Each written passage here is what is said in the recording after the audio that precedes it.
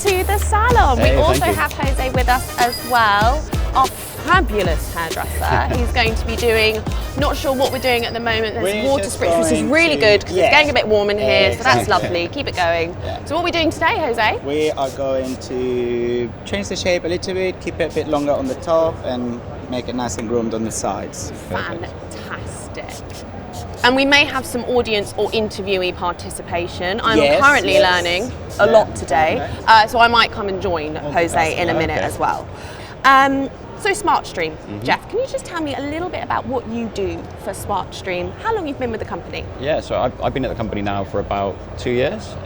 So my role as the AI and ML specialist at SmartStream is to look at how we can use the latest innovations in technology and put them into our suite of solutions, while also looking at after our latest product, which is Air, using all the latest innovations in technology, AI and machine learning, to create a reconciliation tool for banks and corporates. Wow, so you're busy, really? Yeah, I mean, very, very busy these days. Very busy, okay, great.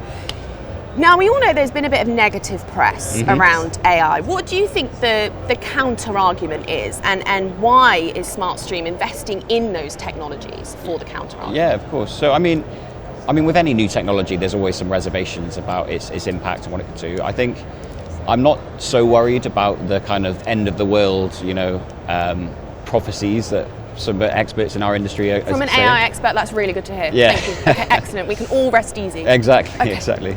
I think what we do need to be mindful of, though, is obviously bias and prejudice that could be in the software. So it's something that we at SmartStream take a lot of pride in, is we're very transparent about how we're using AI and then the results that it returns, and we show people exactly why we've made a decision, and really give them a lot of insight into how we're using the technology. For us, the key drivers in using it is to really speed up a lot of the onboarding processes that clients have with new reconciliations, and also the manual tasks that they have when they're working day to day with their data as well.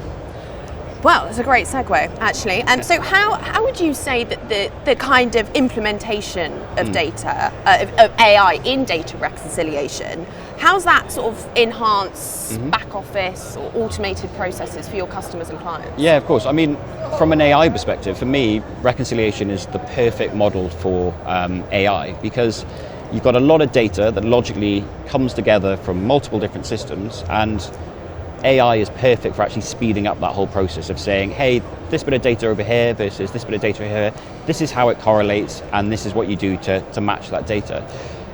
So what we do is we use AI in that capacity. We basically chuck in a load of data, it tells us how it comes together, gives us a percentage certainty, shows us exactly what matches with what, and that's really useful for our clients.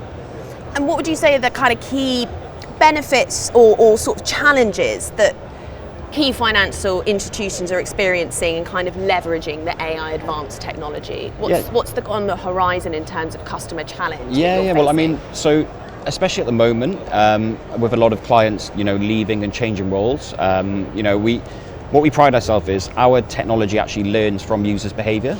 So instead of it being stored in someone's head, it's actually stored within the system itself. So when someone manually matches data and says, I believe this goes together for whatever reason, our system learns from that and then looks at the remaining data and proposes matches based on what they've previously done. So say if someone leaves or goes for another job, joins another team, that knowledge isn't now retained in the person themselves, it's actually retained in the system. So it's a huge benefit for these back offices that are seeing a big turnover in staff. So that's one of the main benefits that we have with our technology. Interesting, really interesting. And how would you say that the kind of adoption of AI has impacted sort of accuracy and speed of data processing? Yeah, so I mean, as I mentioned earlier, there's a huge benefit with reconciling data. You've got massive data sources. There's a huge benefit in chucking AI into that process. So instead of having a user that will try and work out how that data comes together, you can actually use a machine to really accurately tell you how that comes together. So it takes building a reconciliation from being kind of months to being literally days and weeks to get a full process automated in a bank. So it's really improved that kind of adoption for these banks that are adapting to different regulatory challenges and changes going on. It's great.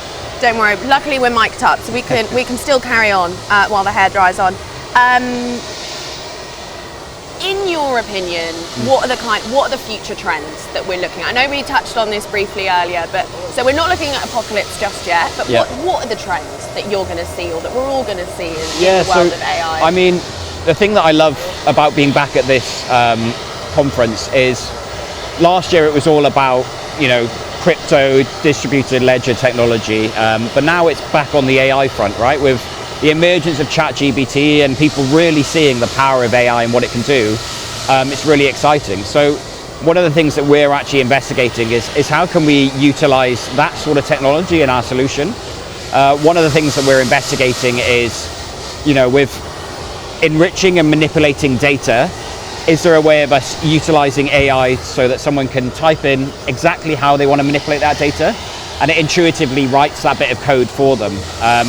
So it's that mix of allowing people to kind of express in whatever way they want how something should be manipulated, but also utilizing technology to then automate that whole process around it. So yeah, it's really exciting at the moment, and something we're looking into in a lot of depth. Very much so. Do you feel like you're really working at the forefront of technology? I mean, it sounds like what you do is pretty cool. Yeah, I mean, it kind of has to be, I guess. It's kind of, we're at that point where we're looking at technology almost taking over a lot of processes that, you know, humans were doing before. So it's really pioneering stuff, and it will be interesting to see, you know, in 5 years' time where we've got to as well. So yeah, it's quite exciting at the moment. Jose, I'm going to come over and give you a hand. Yeah. You're going to teach me how to do something. Don't worry, I'm not going to cut anyone's hair. If you grab the hairdryer, and just put it on. It's behind the mirror. Behind the mirror. Here we go. Yeah, and if you just basically keep sort of like going over the top. So there we go. Whoop. Yeah, in the middle there. She's keen. Okay, and just like come around and sort of just like go around like this. Okay. Yeah. Don't worry, Jeff. No one's going to trust me with the scissors on today. That's a relief. Yeah, it's going to be too hot. Not too hot. Here we go. So tell me, Jeff, what got you into the world of AI? What was it? What led you to this point in your career? Yeah, I mean, for me, when I was looking at SmartStream as a company, I wanted to go somewhere that was thought leaders in the industry and what they do. And with SmartStream, they have their own innovation lab.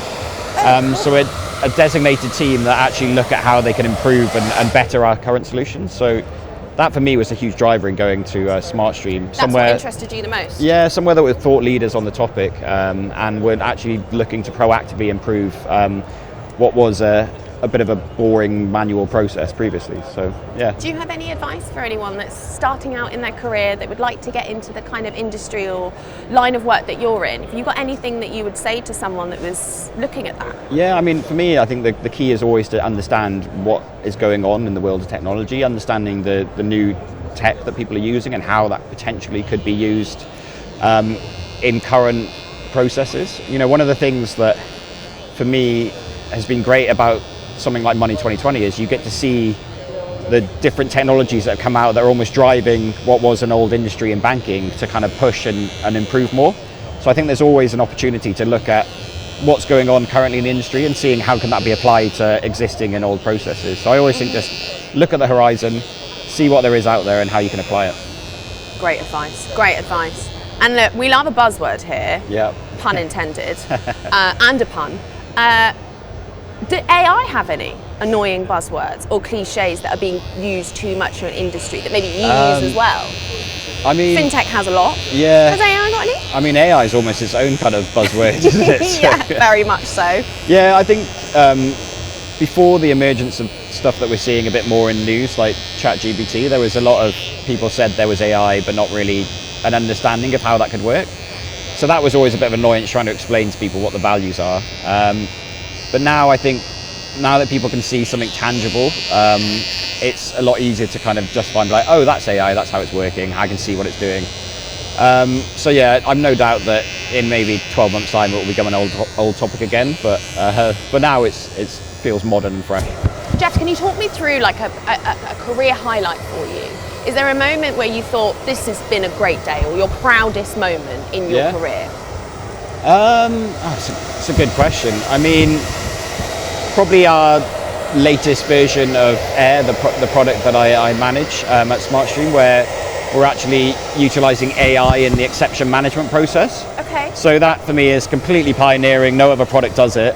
So we learn from users' interactions and then propose things like labels and statuses and who it should be assigned to and all that stuff based on learning from what people have previously done. So that for me is a huge highlight because I can see that that's going to revolutionise what is quite a manual process right now. So yeah, that's quite exciting. Okay, I think we're nearly ready for the big reveal, aren't we? All right, here we are, ready for the chest Okay. swivel. Let's do it.